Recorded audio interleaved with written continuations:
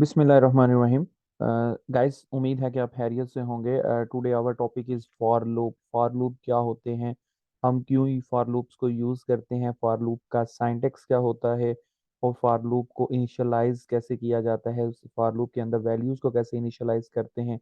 आज हम इन सब बेसिक चीज़ों को डिस्कस करेंगे। तो फंडामेंटल कोर्स की एक प्लेलिस्ट मेरी चैनल पे मौजूद है, जो कि डिफरेंट टॉपिक्स को हमने वन बाय वन डिफाइन किया है। डिफरेंट टॉपिक्स के अकॉर्डिंग हमने अपनी प्लेलिस्ट को डिज़ाइन किया है।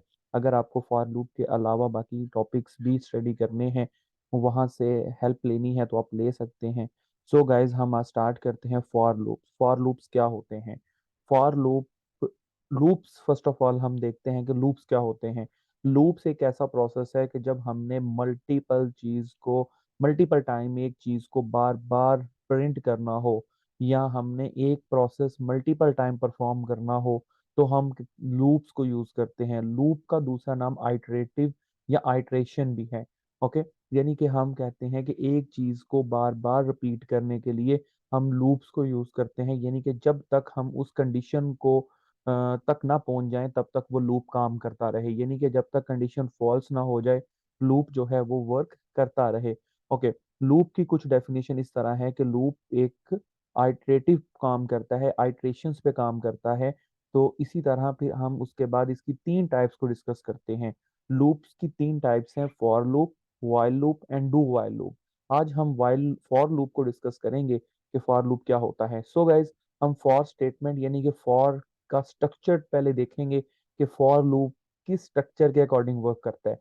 Okay, first of all initialisation होती है। इनिशियलाइजेशन मतलब कि हमने फॉर एग्जांपल एक इनिशियलाइज किया एक वेरिएबल आई, और उसको हमने वैल्यू असाइन कर दी 3। तो आई की वैल्यू क्या है? 3। तो इनिशियलाइजेशन सबसे पहले होगी फॉर लूप में। फिर उसके बाद हमारा कंट्रोल जाएगा, कंडीशन को चेक करेगा। कंडीशन को चेक करेगा तो कंडीशन जब अगर ट्रू है, कंडीशन या तो ट्रू है या फॉल्स है। ट्रू है तो फ्लो यहाँ पे फ्लो कर जाएगा। अगर कंडीशन फॉल्स है तो फ्लो इस डायरेक्शन में चला जाएगा। ओके, अब किस सूरत में कंडीशन ट्रू और फॉल्स होगी? अब अगर तो हमारी आई की वैल्यू ग्रेटर है, हमने एक कंडीशन लगाई कि कंडीशन क्या है हमारी, कि आई की वैल्यू जो है वो ग्रेटर या इक्वल देन जीरो है। ओके, यानी कि आई से कंडीशन हमारी है आई की वैल्यू ग्रेटर या इक्वल हो, ग्रेटर एंड इक्वल हो जीरो से। ओके, तो इट्स मीन तो ये कंडीशन ट्रू होगी, तो फ्लो कहाँ पे मूव करेगा? इस डायरेक्शन में। अब हम हमारे पास आई की वैल्यू क्या थी? 3। तो आई थ्री थ्री ग्रेटर है जीरो से, तो इट्स मीन के कंडीशन ट्रू हो गई। तो कंडीशन ट्रू हो गई तो कंपाइलर का फ्लो कहाँ पे जाएगा? ट्रू की तरफ। तो जब ट्रू की तरफ आएगा तो एक्शन परफॉर्म हो जाएगा। एक्शन मीन जो चीज हमने प्रिंट करनी है, या कोई भी जो एग्जीक्यूट स्टेटमेंट हमने इस एक्शन के अंदर रखी है, वो एक्शन परफॉर्म हो जाएगा। ओके, फिर अगेन कंपाइलर जब इस एक्शन को भी परफॉर्म कर देगा, तो फ्लो कहाँ पे जाएगा? इस अपडेट के पास। अब अपडेट क्या है? अपडेट में बेसिकली इंक्रीमेंट ऑपरेटर होते हैं या डिक्रीमेंट ऑपरेटर होते हैं, यानी कि आई की वैल्यू अपडेट हो जाएगी। अब इंक्रीमेंट ऑपरेटर क्या होता है? आई प्लस प्लस प्लस प्लस एक इंक्रीमेंट ऑपरेटर है, और अगर आई माइनस माइनस है तो वो डिक्रीमेंट ऑपरेटर है। इसके ऊपर हमारा एक सेपरेट ट्यूटोरियल है, इंक्रीमेंट और डिक्रीमेंट क्या होते हैं और ये कैसे परफॉर्म करते हैं। इसी तरह अब आई की वैल्यू अपडेट होगी, यानी कि इंक्रीमेंट होगी। तो एक वैल्यू यानी कि आई प्लस प्लस का मतलब है कि आई की वैल्यू में +1 कर देना। आई की वैल्यू क्या थी? आई की वैल्यू क्या थी? 3। तो 3 हमने क्या कर दिया? +1। तो आई की वैल्यू क्या होगी अब हमारे पास? 4। तो कंपाइल फ्लो कहाँ पे जाएगा? यहाँ से वापस जाएगा, और फ्लो अगेन कंडीशन चेक करेगा। ओके, तो कंडीशन चेक करेगा तो आई की वैल्यू क्या हो जाएगी? 4। तो 4 greater than equal to 0। Okay, तो अब 4 इक्वल अगेन कंडीशन ट्रू, तो कंपाइलर इस ट्रू से एंटर हो जाएगा। Got it? ओके, अब ट्रू में एंटर होगा तो अगेन एक्शन परफॉर्म कर देगा। एक्शन परफॉर्म करने के बाद फिर कंपाइलर आई की वैल्यू को अपडेट करेगा, तो आई की वैल्यू फिर प्लस प्लस। तो 4 थी, 4 + 1 5 हो गया। तो अगेन फ्लो यहाँ से वापिस कंडीशन के पास। तो कंडीशन के पास आएगा तो अगेन कंडीशन ट्रू। तो इस तरह ये चलता रहेगा। ओके, अगर फॉर एग्जाम्पल हम आई की वैल्यू कर देते हैं 3, मैं इसको रेज करके आई की वैल्यू यहाँ पे कर देता हूँ 3, तो फिर क्या, सॉरी 0, तो फिर क्या होगा? या आई की वैल्यू कर देता हूँ -1, तो फिर क्या होगा? तो मैं आई की वैल्यू यहाँ पे कर देता हूँ -1। ओके, तो आई की वैल्यू क्या है अब? -1। तो -1 greater than equal to 0। Condition true और फॉल्स? फॉल्स। तो अब कंपाइलर ट्रू की तरफ मूव नहीं करेगा, अब कंपाइलर फॉल्स की तरफ मूव करेगा। तो फॉल्स की तरफ मूव करने के बाद ये लूप की ब्रैकेट से यानी कि लूप के कंट्रोल से बाहर निकल जाएगा। और अगर कोई नीचे स्टेटमेंट या कोई और code of line of code है तो वो उसको रन कर देगा, अदरवाइज उसको छोड़ देगा, टर्मिनेट कर देगा कोड को। तो गाइज इस तरह फ्लो चार्ट बनता है फॉर लूप का। तो फॉर लूप इस तरह काम करता है। इन शॉर्ट कि फर्स्ट ऑफ ऑल इनिशियलाइजेशन होगी, देन कंडीशन चेक होगी, अगर कंडीशन ट्रू है तो एक्शन परफॉर्म होगा, और एक्शन परफॉर्म होने के बाद वैल्यू अपडेट होगी यानी कि इंक्रीमेंट होगी या डिक्रीमेंट होगी। ओके, तो अगेन इसी तरह प्रोसेस चलेगा, जब तब तक चलेगा जब तक कंडीशन फॉल्स नहीं हो जाती। और अगर कंडीशन स्टार्ट पे ही फॉल्स होती है तो डायरेक्ट लूप से बाहर चला जाएगा कंट्रोल। अगर तीन कंडीशन ट्रू होने के बाद फॉल्स होती है तो फिर भी कंट्रोल फॉल्स होने के बाद लूप की बॉडी से बाहर चला जाएगा।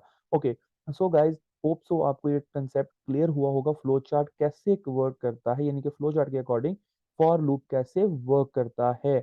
ओके गाइज, मैं यहाँ पे एक और पॉइंट आपको बताता चलूं कि फॉर लूप को हम काउंटर कंट्रोल लूप भी कहते हैं। फॉर लूप को हम काउंटर कंट्रोल लूप भी कहते हैं। अक्सर पेपर्स में एग्जाम्स में ये क्वेश्चन आता है कि what is counter control loop. तो काउंटर कंट्रोल लूप जो है वो फॉर लूप ही होता है। ओके, अगर आपको पेपर में क्वेश्चन आता है कि व्हाट इज काउंटर लूप या what is meant by counter loop, कि या what is difference between counter loop and while loop, तो counter loop mean for loop. Okay, तो फॉर लूप ही होता है। ओके, तो गाइस हम नेक्स्ट स्लाइड पे मूव करते हैं, और इसको मैं रेज कर देता हूं ताकि हम कंफ्यूजन से बच सकें। Okay, this is the for syntax, for loop syntax. Syntax क्या होता है? लिखने का तरीका। फॉर लूप को हम कैसे लिखते हैं? तो जैसे कि अभी हमने एक फ्लो चार्ट देखा पीछे स्लाइड में, तो इसी तरह यहाँ पे भी एक फ्लो चार्ट डिजाइंड है। अब इसी फ्लो चार्ट के अकॉर्डिंग हम उसका सिंटैक्स देखेंगे कि वो सिंटैक्स कैसा होता है।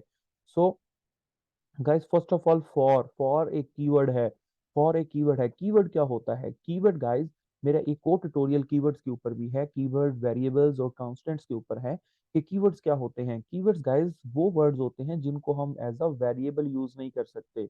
ओके, यानी कि इन कीवर्ड्स को हम रिजर्व वर्ड्स भी कहते हैं। तो ये फॉर एक रिजर्व वर्ड्स भी है। कीवर्ड्स और रिजर्व वर्ड्स ऐसे वर्ड्स होते हैं जिनको हम एज अ वेरिएबल यूज नहीं कर सकते। तो फॉर लूप जो है, फॉर जो वर्ड है ये एक ही वर्ड है। तो फॉर पहले आएगा, फिर उसके बाद ब्रैकेट स्टार्ट होगी लूप की।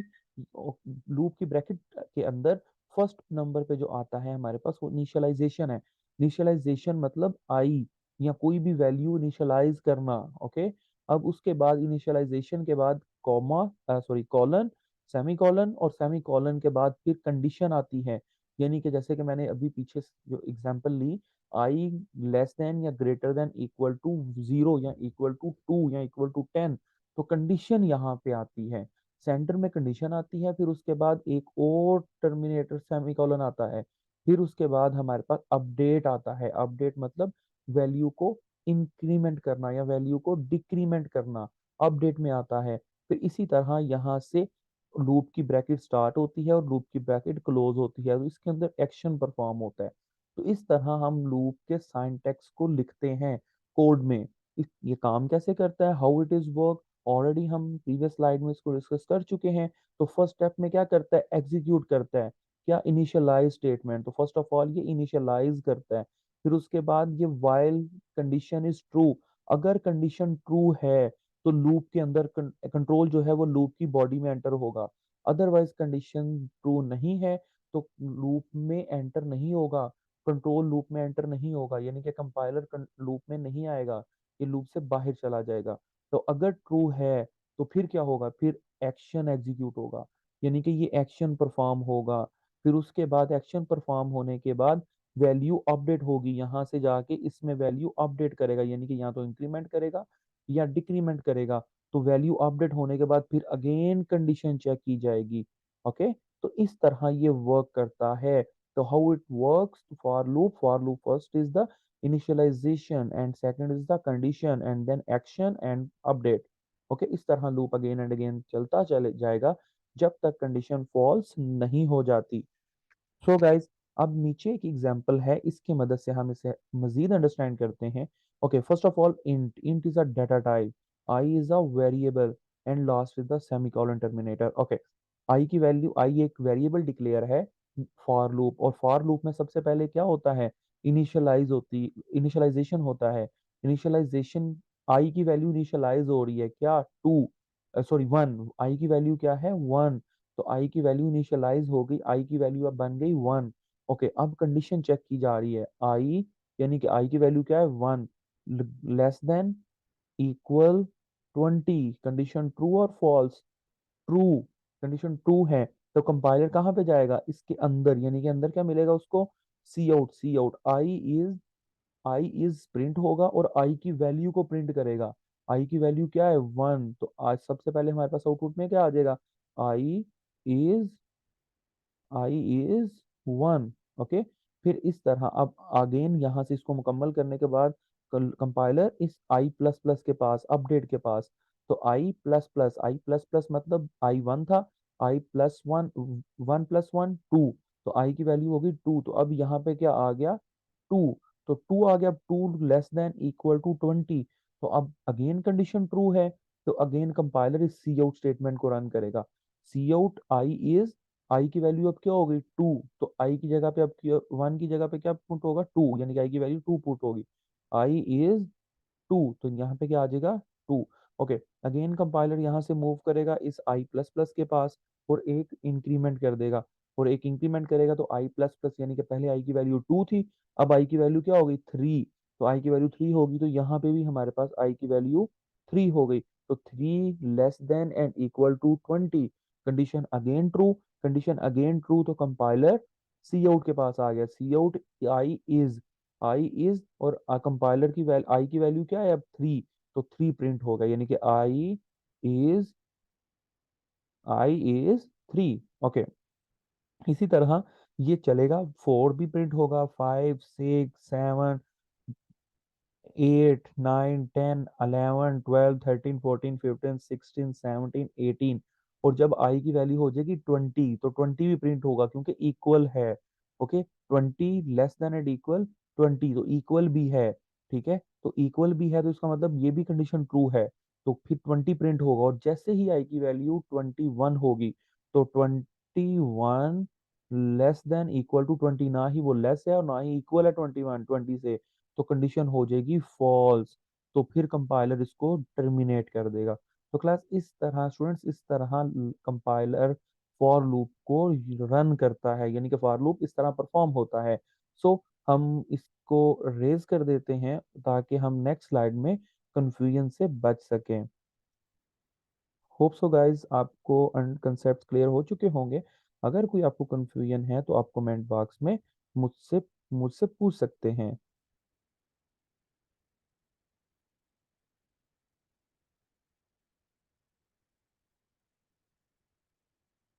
Okay guys this is another example, ये एक और एग्जांपल है जो कि फॉर लूप को यूज करके परफॉर्म की गई है। यहाँ पे अगर हम देखें तो हमारे पास first of all three variables हैं। First variable is a name variable, and second variable is a pictorial variable, and third variable is a n variable. Okay और इनकी डाटा टाइप क्या है, इंट। ओके हमारे पास दो तीन वेरिएबल्स हैं जिनकी डाटा टाइप क्या है, इंट, लेकिन नंबर एक वेरिएबल है, एक फैक्टोरियल एक वेरिएबल है, और एक एन एक वेरिएबल है। ओके अब हम अगर कंपाइल इसको अंडरस्टैंड करने के बाद यहाँ पे आए तो कंपाइलर यहाँ पे आएगा, सी आउट करेगा एंटर पॉजिटिव इंटीजर, तो आउटपुट में हमारे पास सबसे पहले एंटर पॉजिटिव इंटीजर लिखा हुआ आ गया, ठीक है, और साथ ही सीन कर रहा है, सीन क्या कर रहा है, नंबर की वैल्यू यूजर से ले रहा है। ओके यानी कि अब वो चाह रहा है कि यूजर उसको नंबर की वैल्यू दे, तो सी इन, यूजर ने नंबर की वैल्यू दी थ्री, तो नंबर की वैल्यू क्या हो गई थ्री, यानी कि यूजर ने क्या एंटर किया, थ्री एंटर किया है, तो नंबर की वैल्यू अब थ्री हो गई। Okay understand. अब हम आते हैं कंपाइलर कहाँ पे आ गया, इसको मुकम्मल करने के बाद फैक्टोरियल पे, यहाँ पे factorial is equal to one, तो अब देखें फिक्टोरियल की वैल्यू भी वन, तो फैक्टोरियल की वैल्यू भी हमने स्टैटिक असाइन कर दी, तो फैक्टोरियल की वैल्यू 1 हो गई और नंबर की वैल्यू 3 होगी। मैं यहाँ पे भी मेंशन कर देता हूँ, नंबर की वैल्यू 3 हो गई, फैक्टोरियल की वैल्यू 1 हो गई। ओके गाइज, अब अगेन कंपाइलर जब इसको भी मुकम्मल कर लेगा तो कंपाइलर आएगा यहाँ पे, okay, for n is equal to one, n is equal to one यानी कि इनिशियलाइजेशन हो रही है, तो n की वैल्यू इनिशियलाइज हो रही है, तो n की वैल्यू भी क्या हो गई 1, तो अब हम मैं यहाँ पे भी लिख देता हूँ 1। ओके, तो n की वैल्यू अब क्या होगा, कंपाइलर कंडीशन को चेक करेगा, कंडीशन क्या है, 1 लेस देन इक्वल नंबर, तो n equal to number. Okay, number की वैल्यू क्या थी 3, तो कंडीशन ट्रू और फॉल्स, कंडीशन ट्रू, 1 जो है वो लेस इक्वल 3 है, तो इट्स मीन 1 से लेस है, 3 से लेस है 1, तो कंडीशन ट्रू। तो कंपाइलर इस कंडीशन को ट्रू करने के बाद कहाँ पे आएगा, इस फॉर लूप के ब्रैकेट के अंदर, यानी कि फॉर लूप के अंदर वाली स्टेटमेंट में, तो अंदर क्या स्टेटमेंट है, factorial asterisk equal to N, n की वैल्यू क्या है गाइस अभी 1। ओके, तो 1 की जो वैल्यू है, तो फिक्टोरियल में क्या पड़ा हुआ है, फिक्टोरियल में भी 1 पड़ा हुआ है। ओके, 1 मल्टीप्लाई 1, 1, तो किसको वैल्यू साइन हो जाएगी, फिक्टोरियल को, तो फिक्टोरियल की अब वैल्यू फिर अगेन 1 ही है। ओके, अब कंपाइलर जब इसको रन कर देगा तो फिर क्या करेगा कंपाइलर, फिर कंपाइलर सी आउट में आएगा, C out the factorial of number is, factorial value को प्रिंट कर देगा। ओके, फिर उसके बाद कंपाइलर यहाँ से वापस जाएगा इधर। Okay, n plus plus, n plus plus क्या है, इंक्रीमेंट, एन की वैल्यू क्या होगी अब 2, पहले क्या थी 1, अब 2, 2 less than equal to number, number क्या था 3, 2 less than equal to 3, condition true, condition true हुई तो अगेन कंपाइलर यहाँ पे आ गया इस स्टेटमेंट में, तो factorial asterisk equal to N, n की वैल्यू क्या है अब 2, एन की वैल्यू है 2, तो 2 मल्टी फिक्टोरियल की वैल्यू क्या है 1, तो 2 मल्टीप्लाई 1 2, तो फिक्टोरियल की नई वैल्यू क्या हो गई 2। ओके, कंपाइलर फिर यहाँ से वापस इधर, अब n की वैल्यू पहले 2 थी, अब क्या हो गई 3, तो 3 वैल्यू हो गई अब, तो अब n less than equal to 3, अब 3 जो है वो लेस देन तो नहीं है लेकिन इक्वल तो 3 है ना, तो कंडीशन अगेन ट्रू हो गई। कंपाइलर फिर इधर, कंपाइलर इधर आया, तो factorial multiply equal to n, n की वैल्यू क्या है 3, और फिक्टोरियल की वैल्यू क्या थी 2, 2 हुई थी, तो 2 मल्टीप्लाई 3, मल्टीप्लाई स्टैरिक का मतलब है मल्टीप्लाई, ओके, 2 मल्टीप्लाई 3 6, तो फिक्टोरियल की वैल्यू फिर इक्वल है, फिक्टोरियल की वैल्यू अगेन दोबारा साइन होगी किसको, फिक्टोरियल को, तो फिक्टोरियल की वैल्यू 6 हो गई। ओके, तो अगेन कंपाइलर जब यहाँ से वापस इधर जाएगा तो अब देखेगा एन, एन की वैल्यू क्या थी 3, तो अब क्या होगी 4, तो 4, 4 लेस देन इक्वल टू 3, ना इक्वल है ना लेस है, तो इट्स मीन ये कंडीशन फॉल्स हो गई, तो कंपाइलर इसको क्रॉस करेगा और कहाँ पे आ जाएगा, इस सी आउट में। ओके गाइस, सी आउट में जब आएगा तो the factorial of number, number क्या था 3, ठीक है, तो क्या लिखा आएगा आउटपुट में, the factorial of number 3 is, फिर आगे फिक्टोरियल, फिक्टोरियल के अंदर अभी क्या वैल्यू है 6, तो उसने फिर क्या लिख दिया कि 3 का जो फिक्टोरियल होता है वो क्या है 6, तो किसकी मदद से हमने सॉल्व आउट किया, इस फॉर लूप की मदद से। जैसे कि फिक्टोरियल हम अगर फॉर एग्जांपल इस तरह लिखते हैं, 3 का फिक्टोरियल फाइंड करना है, तो कुछ अगर हम मैथ के अकॉर्डिंग देखें तो 3 का फिक्टोरियल इस ऐसे फाइंड आउट होता है, पहले 3, फिर मल्टीप्लाई 2 मल्टीप्लाई 1, तो 3 2 टाइम 6 और 6 1 टाइम 6, यानी कि 3 का फिक्टोरियल हो गया 6, तो हमारा फिक्टोरियल भी 6 ही आया है। तो गाइज इस तरह हमने लूप को यूज करते हुए एक फिक्टोरियल फाइंड आउट किया है, और लूप हमने फॉर लूप को यूज किया। This is a most important example for for loops. तो गाइज होप सो कि आपको ये एग्जांपल भी अंडरस्टैंड हुई होगी। अगर कोई प्रॉब्लम है या आपको कंफ्यूजन है तो आप मुझसे कमेंट बॉक्स में पूछ सकते हैं। अदरवाइज अगर आपको कंसेप्ट क्लियर हैं तो आप हमारे प्ले लिस्ट में, हमारे चैनल में मज़ीद प्रोग्रामिंग फंडामेंटल के टॉपिक्स को स्टडी करें, सर चैनल को सब्सक्राइब भी करें, लाइक भी करें और कमेंट्स भी करें। जज़ाकल्लाह खैर, मिलते हैं एक नई वीडियो में, अपना ख्याल रखिएगा।